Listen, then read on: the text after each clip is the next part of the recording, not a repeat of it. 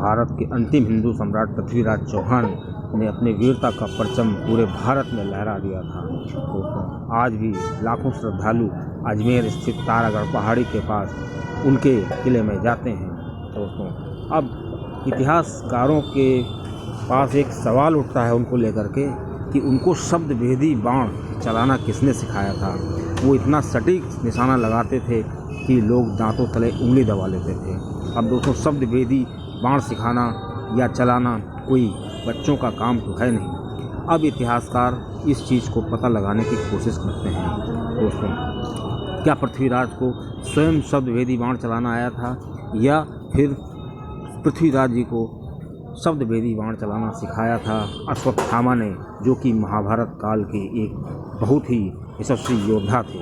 दोस्तों, major tips एकदम channel में आपका स्वागत है। आपको जानकारी अच्छी लगे तो वीडियो को शेयर करिएगा और चैनल को सब्सक्राइब करिएगा। दोस्तों, अब ऐसे अश्वत्थामा के बारे में बता दें, ये 9 चिरंजीवियों के बीच में एक हैं और श्री कृष्ण जी के द्वारा इनको चिरकाल तक जीवित रहने का श्राप मिला हुआ था। दोस्तों, कहा जाता है इन्होंने महाभारत काल में अमोघ शक्ति का प्रयोग किया था और ये उस शक्ति को बंद करना नहीं जानते थे, इसलिए उसने उसका जो दिशा थी उसको सुभद्रा के गर्भ की तरफ मोड़ दिया था।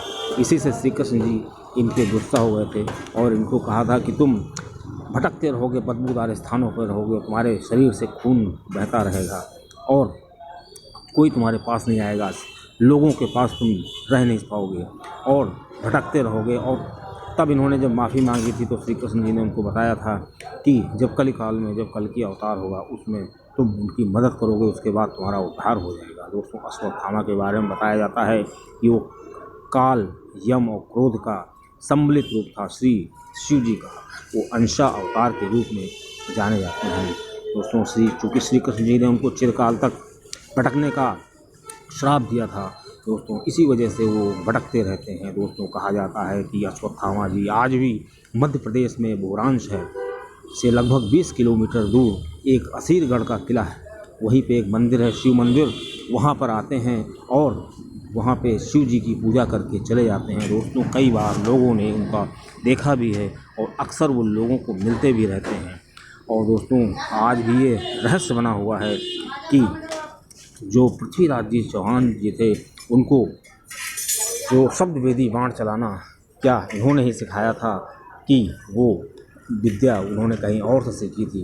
दोस्तों, इस चीज़ पर बहुत ज़्यादा पड़ताल की गई तो इतिहासकार इस नतीजे पर आए, उन्होंने जो खोज की उससे पता चला कि जब तराइन की लड़ाई हुई थी 1181 से लेकर के 1191 के बीच में मोहम्मद गौरी, तो मोहम्मद गौरी को इन्होंने कई बार बंदी बनाया था, हरा दिया था। दोस्तों, जब इस लड़ाई के बाद श्री पृथ्वीराज चौहान को ये डर था कि मोहम्मद गौरी हार तो गया है लेकिन ये वापस आ सकता है, लेकिन पृथ्वीराज चौहान जी बहुत दूरदर्शी थे और वो एक अच्छे चिकित्सक भी थे। उनको लग रहा था कि अगर ये इस बार लौट के आएगा तो काफ़ी सेना के साथ आएगा और अपने आप को काफ़ी पैना करके आएगा। इसलिए पृथ्वीराज चौहान ने सोचा कि चलो कहीं से अपनी विद्या को और ज़्यादा निपुण बनाया जाए। इस प्रकार जो पृथ्वीराज जी थे उन्होंने अपनी धनुर्विद्या को और ज़्यादा तीखा बनाने के लिए ये अश्वत्थामा के बारे में सुन चुके थे और ये उसी किले के बाहर वहाँ पे रुकते थे, छुप छुप के देखते थे कि कब अश्वत्थामा आए।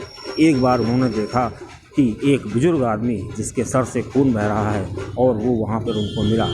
अब पृथ्वीराज जी समझ गए कि हो सकता है यही अश्वत्थामा हो, इसलिए पृथ्वीराज जी ने उनको सलाह दी कि आपके सर से जो खून बह रहा है मैं उसका इलाज कर सकता हूँ, क्योंकि पृथ्वीराज जी बहुत अच्छे चिकित्सक थे। पृथ्वीराज जी ने उनके माथे का जो खून बह रहा था उसको मलहम लगाया और काफ़ी दिनों तक उनका इलाज किया। जब इलाज से उनका सर माथा नहीं सही हुआ तब उनको लगा कि ज़रूर ये अश्वत्थामा तो नहीं है कहीं। इस पर पृथ्वीराज जी ने उससे पूछ लिया, क्या आप ही अश्वत्थामा हैं? तो उसने कहा, हाँ मैं ही अश्वत्थामा हूँ। अब पृथ्वीराज के हर्ष का ठिकाना न रहा, क्योंकि पृथ्वीराज जी तो उनसे मिलना ही चाहते थे और पृथ्वीराज जी ने सुन रखा था कि महाभारत काल में इनको कई दिव्यास्त्रों का ज्ञान था। अब श्री पृथ्वीराज जी ने उनसे कहा कि मुझे आप दिव्यास्त्रों का ज्ञान दीजिए। ऐसे में अश्वत्थामा ने कहा कि आपको हम दिव्य अस्त्रों का ज्ञान नहीं दे सकते, क्योंकि दिव्य अस्त्रों का ज्ञान देने के लिए हमको पात्र की ज़रूरत होती है, क्योंकि धनुष काफ़ी भारी होता है और जो पात्र होना चाहिए वो सूर्य के समान तेज होना चाहिए। कलयुग में ऐसा कोई मनुष्य नहीं है जो सूर्य के समान इतना तेज हो। इसलिए जब पृथ्वीराज जी निराश हो गए तो पृथ्वीराज जी ने अश्वत्थामा से कहा, ठीक है, मुझे आप शब्द भेदी बाण चलाना सिखाइए। तब अश्वत्थामा ने श्री पृथ्वीराज जी को शब्द भेदी बाण चलाना सिखाया। दोस्तों, यही विद्या थी जो पृथ्वीराज जी ने गौरी पर प्रयोग किया था। दोस्तों, इसके बाद क्या हुआ कि वो अश्वत्थामा जी चले गए और मोहम्मद गौरी था उसने पुनः आक्रमण कर दिया। 1192 में तराइन का जो दूसरा युद्ध हुआ उसमें मोहम्मद गौरी ने पृथ्वीराज जी को बंदी बना दिया और पृथ्वीराज चौहान की आँखों को फोड़ दिया। अब पृथ्वीराज चौहान के जो दोस्त थे, बचपन के दोस्त थे चंद्रबरदाई, उनको पता चला कि हमारे बचपन के मित्र के साथ मोहम्मद गौरी ने इतना बुरा सलूक किया है।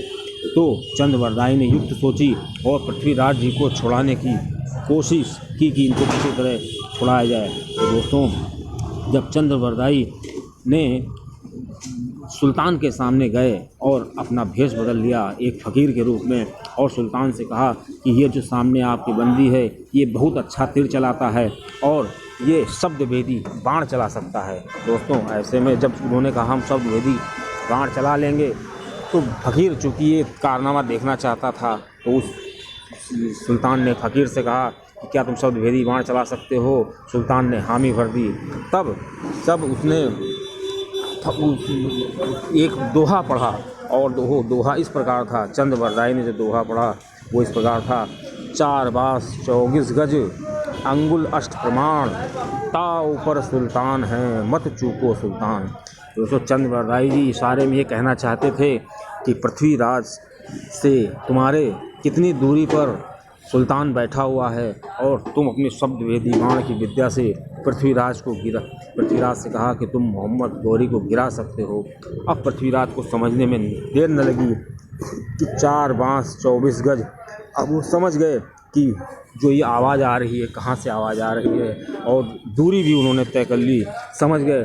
और बस इतने में क्या था, पृथ्वीराज जी ने एक तीर में मोहम्मद गौरी का तमाम कर दिया और मोहम्मद गौरी मृत शरीर नीचे गिर पड़ा। और दोस्तों, जो इतने सदियों से आतंक मचाए हुए था अफ़गानिस्तान से लेकर भारत तक, उसका बहुत दर्दमय अंत हुआ। दोस्तों, इस प्रकार जो ये रहस्य बना हुआ है कि पृथ्वीराज को शब्द भेदी बाण चलाना किसने सिखाया था। दोस्तों, इस वीडियो के माध्यम से हम आपको ये बताना चाहते हैं कि शब्द भेदी बाण चलाना पृथ्वीराज जी को श्री अश्वत्थामा जी ने सिखाया था, जो एक बहुत अच्छे धनुर्धर थे। और दोस्तों, इन्होंने महाभारत काल में अपना परचम लहराया था। दोस्तों, आपको ये भी बता दें कि पृथ्वीराज चौहान भारत के अंतिम हिंदू सम्राट थे। दोस्तों, यही बात ख़त्म नहीं हो जाती है। पृथ्वीराज जी के बारे में और हम जानकारी आपको अगली वीडियो में देंगे। दोस्तों, पृथ्वीराज चौहान जब मैदान में जाते थे तो जो और उनके विरोधी होते थे उनके छक्के छोड़ जाते थे। दोस्तों, ऐसा बताया जाता है कि पृथ्वीराज चौहान भारत के प्रमुख हिंदू सम्राटों में एक थे। तो जानकारी अच्छी लगी हो तो वीडियो को शेयर